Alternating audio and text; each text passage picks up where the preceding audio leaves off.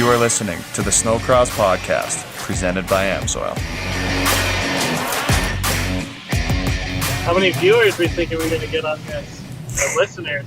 6-7 million, probably. Hey, hello, the more you know. Whether you're stocking up for next winter or you're gearing up for a summer of moto, hitting the lake, you name it, take advantage of free shipping from our friends at Amsoil. Use promo code FREESHIP at checkout. That's free ship, SNOX, through April 15th. That being said, welcome to episode 1 of the Snocross podcast presented by Amsoil. I am your host, Haley Shanley, alongside Matt Skubik. Joining us is none other than Hunter Patenaude. How you doing, Hunter? Good, how are you guys? Not too bad. Getting through quarantine. How is quarantine treating you? Pretty good for the most part. Kind of boring. Just doing some stuff around the house and just trying to do something to stay busy. But other than that, it's been pretty uneventful. So staying around the house, does that mean farming? Because that's what I hear you've been doing lately. Yeah. You know, I'm not really a big farmer, but I do what I can. So what exactly is your definition of farming, and what's your job title now? Well, the other day, actually, I helped pull out a calf. I didn't help pull one out, but I helped try to save one. It didn't make it, but I tried. Wow. Right now, I'm in Lancaster, Minnesota. Okay. And that's like northern Minnesota, correct? Like as far north as you can go? Yeah, like 3 miles from the Canadian border. You were just vacationing down in Arizona. How was that? That was cool. I wouldn't call that much of a vacation. I was going there to help my girlfriend bring stuff back from school. Oh, gotcha. Okay. So we stayed there for a couple of days, and then we went hiking. And, then we drove back for like 30 hours. So what's next? You went from Arizona, now you're in Minnesota. What are you doing next? Going back to Vermont. Actually, on my way home from Minnesota after Easter, I'm picking up a puppy in Indiana. So I have a little puppy. So that's pretty cool. A little French bulldog. Oh, okay. Yeah, trying to keep things interesting at home, keep them less boring. So this summer, what do you do for getting ready for Snocross? What are you doing before next season? For me, the summer, we kind of start off slow for training. So we'll kind of start to build a base and kind of get our bodies limber again. Because after racing, our bodies get super tight. And so we kind of just try to loosen them up a bit. And then eventually start to get into harder training. And so, like, we'll do that for a couple months, and then we'll start getting into the more interval training and, trying to simulate more what we'll be doing on a racetrack, and just trying to get the heart rates high, try to get muscles moving and the joints flowing well. So, yeah, so it's kind of a long process to get to where we need to be, especially after the season, just because we're so tight, and you just have to get with stuff, and it takes a bit of time to do that. So now we have almost an extra month added to the off season. Is that going to affect when you get back to training or how you're training at all?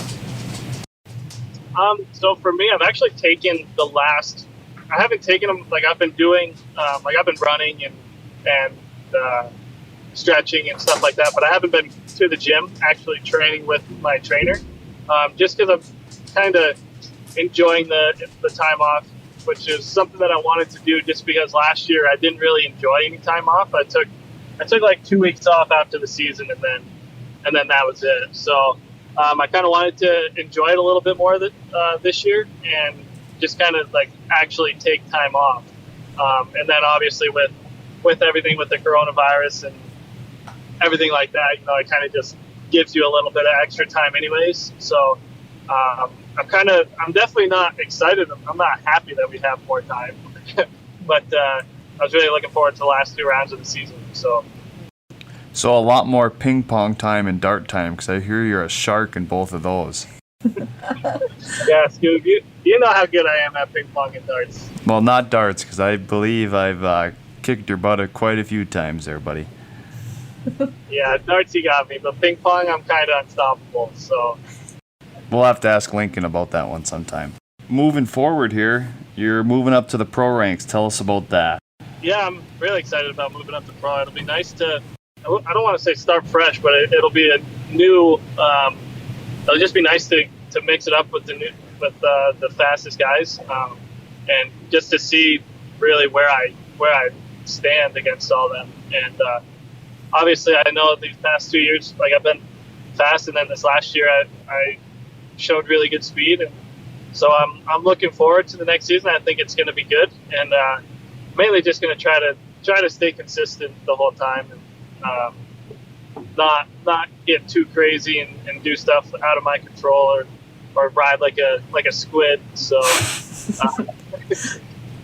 gonna try to just keep it together and bring home some solid finishes. So hopefully I'll get a podium, maybe even a win.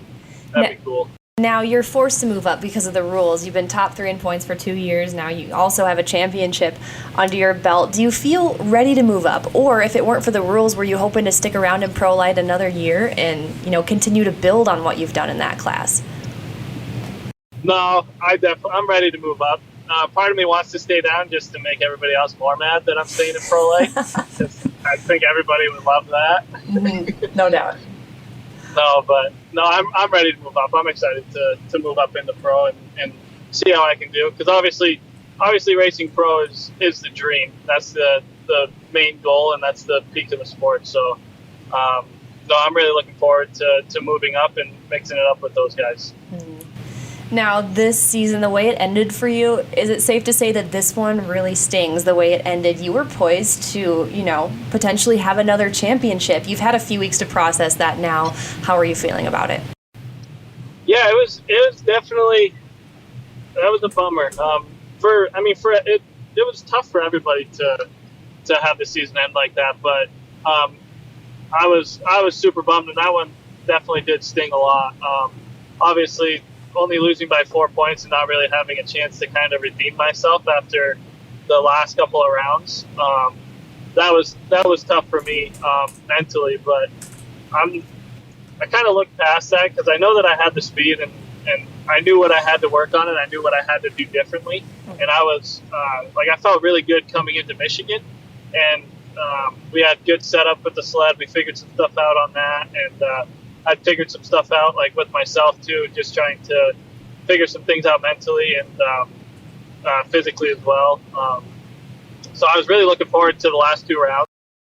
Now, when you find tough luck, how long do you dwell on it? Now, do you use it as fuel, or do you try to just shut it out and move on? I feel like it's kind of, I used to be pretty bad about it and let it dwell on me a bit. But now I feel that I do a pretty good job at, just kind of letting what happens happen and just look forward to what happens next. Because obviously, whatever happens, and I just want to kind of go with everything, and you can't change what happened in the past. So it definitely, once you come to realize that, it makes it a little bit easier to kind of just move forward from it and obviously learn from it as well. So, it's all just a learning experience, a lot of character building. Now, a learning experience, like you said you've learned a lot this season. Can you dive a little bit deeper into that? What specifically did you take away from this year?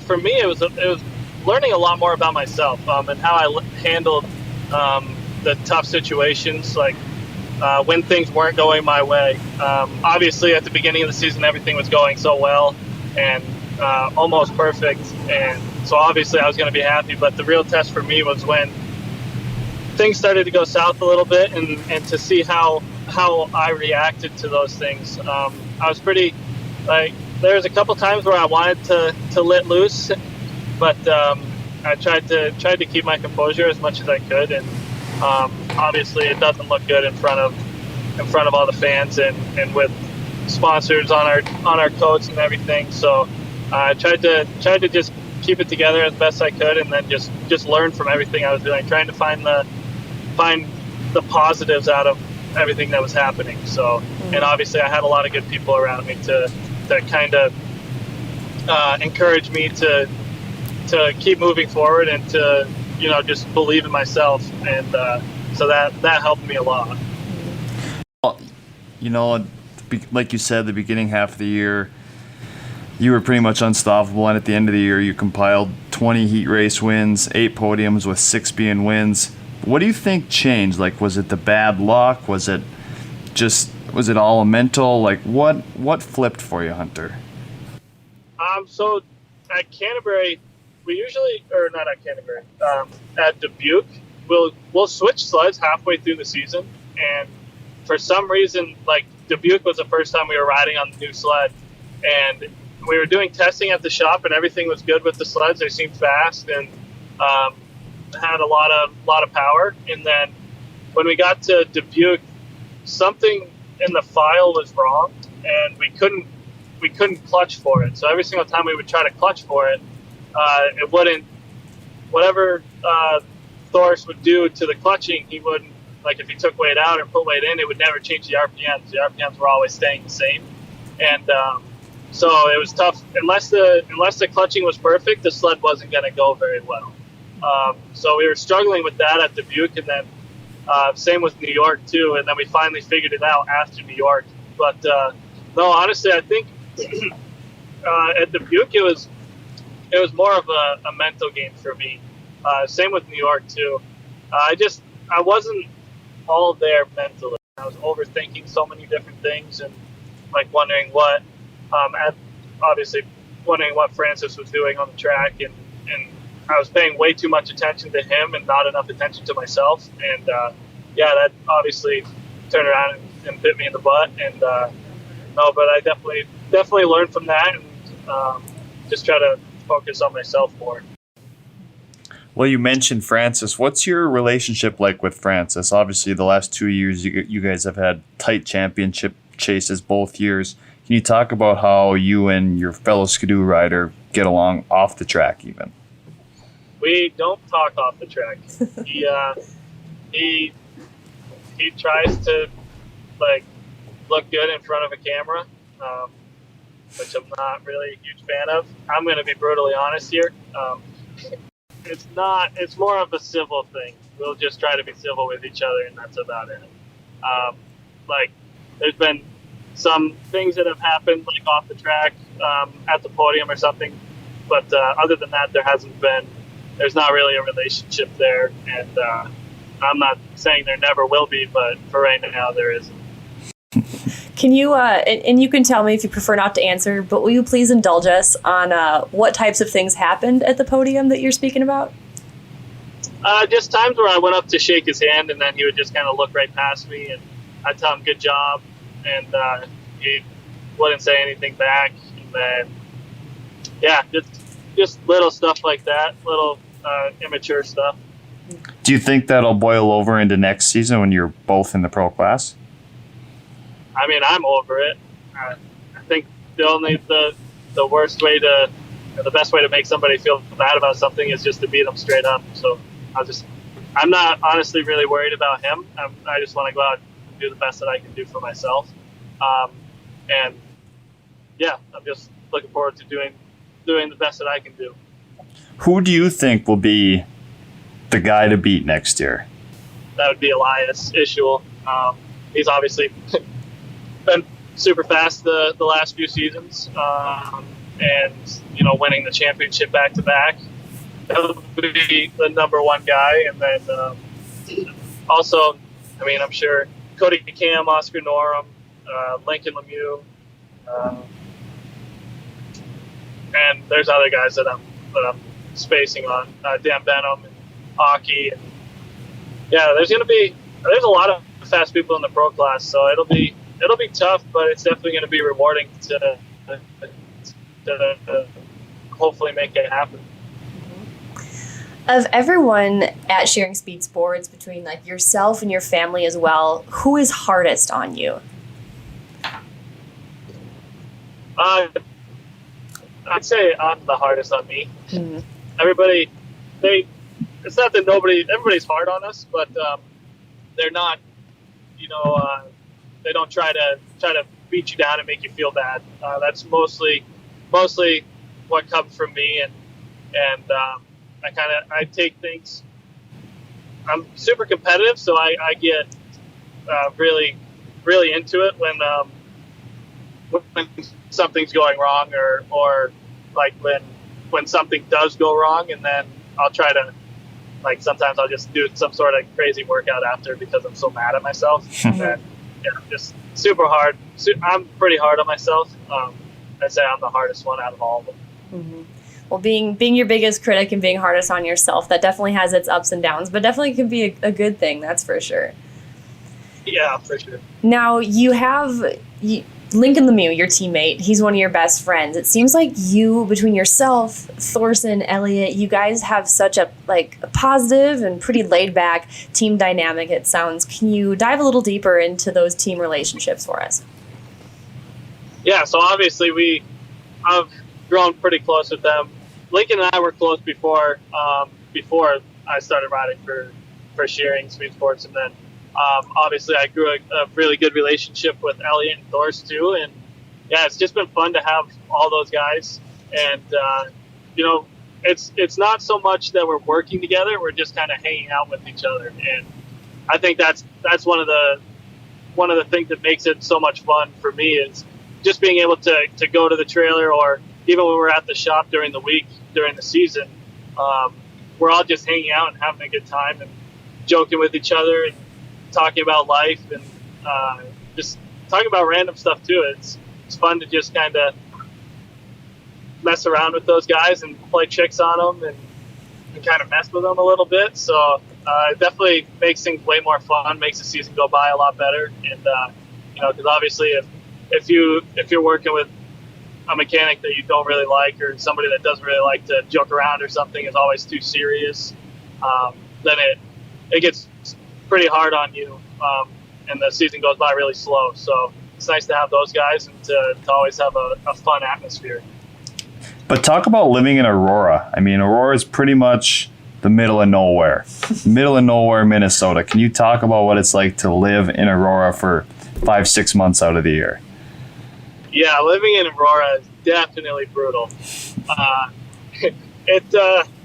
There's not much there other than a casino that's like 40 minutes away, and it's not really fun to lose money. So, but it's definitely tough there. So Lincoln and I actually, we like Matt mentioned earlier, we have a ping pong table and a dartboard, and so we kind of tried to make things a little bit more exciting there. And we had like ping pong tournaments, and then we also have PlayStation. That's so that gets played sometimes. And then that's Lincoln's baby, though. That is Lincoln's baby. Yeah, that's all Lincoln. Lincoln's a big Fortnite guy. Fortnite guy. I think he got rid of it. I really? think he deleted the app. Yeah, he said he played for 3 hours straight one day, and he was like, "What am I doing with my life?" When he deleted it, he said it was the worst decision he ever made. The self-awareness to realize that that's a problem. Yeah. Hey, at least he's making a difference. He is. Hey, so I got one question about your program for next year. So obviously, like motocross, snowcross, everything. A lot of guys, when they move up to the pro class, they make a big number change, whether it be 1 digit or two digit. Well, you're well known for number 208. Are you going to be changing that for next season? Yeah, I'm going to change my number to number 8. Okay. Big 1 digit. There's not really much of a reason behind it. It's more so just I've wanted something different, and then obviously kind of represent Kobe a little bit, so try to make the number look good. Awesome. Good deal. Well, Hunter, thank you so much for joining us. We hope to catch up with you again soon before the season gets underway in Duluth. Thank you again, and we hope you enjoy this off season. Yeah, thank you guys. Thanks for having me. Get ready for Vegas, Hunter. Oh, yeah, I'm ready. All right, this is Hunter Patenaude joining us on the Snocross podcast presented by AMSOIL. You are listening to the Snocross podcast, presented by Amsoil.